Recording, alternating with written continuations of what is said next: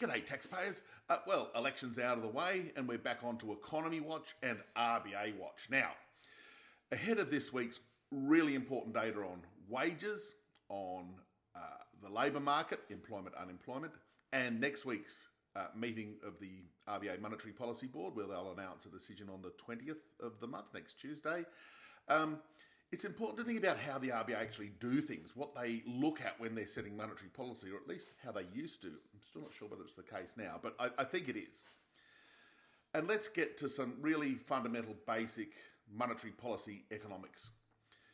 If we look at the neutral cash rate, and don't turn off now because it's a really important concept, but the neutral level of official interest rates is the interest rate that doesn't impart a stimulatory effect on the economy, nor a restrictive influence on the economy. It's the sort of interest rate that everybody is happy. Borrowers are happy, they're willing to pay that rate when they borrow. Savers are willing to save at that rate, and it's just sort of consistent with inflation hovering around 2.5%, the unemployment rate hovering near full employment, and the economy growing at a sustainable trend pace.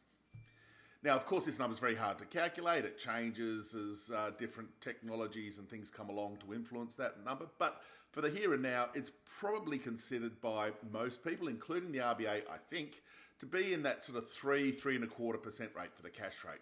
So that's the sort of level of interest rates that, yeah, it's good for the economy in terms of stimulating activity. It's not going to generate inflation. Inflation's on target. And so it's in that low 3% region without pinpointing an exact number. Why that is important is that as we sit here and now, the official cash rate is 4.1%. So, give or take 100 basis points above neutral. The RBA even acknowledged that monetary policy is restrictive. And that's an important thing to think about when we sort of forecast what the RBA might be doing next week with interest rates. So we're about 100 points of restrictive policy settings. And that means monetary policy is at a level that is seeing the economy slow further. It'll push unemployment higher, and it'll push inflation from where we are today even lower. Now let's just take a quick stock take on where we are. GDP growth's 1.3%, so that's pretty soggy to say the least, and the partial indicators for the March quarter suggest we're going to get not much more growth than that when we get the March quarter GDP numbers next month. We've got inflation slap bang right on the middle of the target band. In headline terms, the trimmed means coming towards that in the next quarter. We'll probably have a 2.5% inflation rate. And we've all got that with the unemployment rate starting to creep up. Job vacancies are still pretty subdued. The unemployment rate's going to be skewed higher, not lower.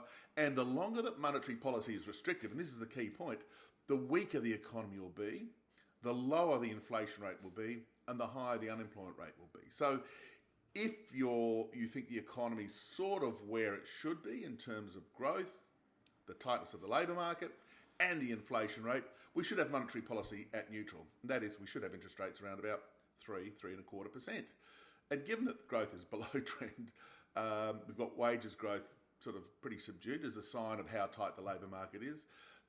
It feeds into this discussion that I've been banging on about for a while, that monetary policy is too tight. Simple as that. It's just too tight. They overhiked and they've been too slow to start the cutting cycle, which is why I'm in the camp of having a 50-point interest rate cut set for next Tuesday's meeting. I still think they need to go 50 basis points. Look, we'll see what the labour force and wages numbers are later this week, but for the here and now, policy is restrictive. We don't need restrictive monetary policy. It's inappropriate for the current economic fundamentals. So the RBA needs to get on its bike and quickly get the cash rate down to a neutral level, and that means 100 basis points of cuts relatively soon, not all in one go. I wouldn't be that radical, but we need to get a 50-point cut next week to make up for the 1st of April when they surprisingly left rates steady, and get rates back to neutral for the good of the economy, for the good of the labour market, and to make sure that inflation doesn't fall too much.